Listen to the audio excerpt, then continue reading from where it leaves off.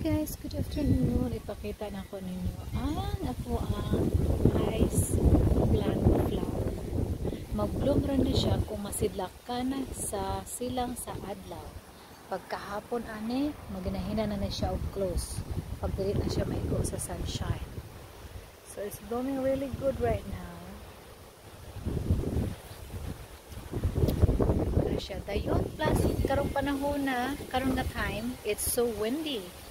Perting hangina. Nice kayong panahon karon. So I'm planning to go hiking somewhere after I go shower.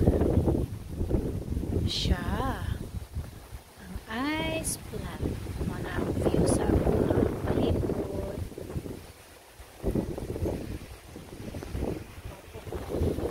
The wind is blowing. So yung hangin. There's a cold car down there.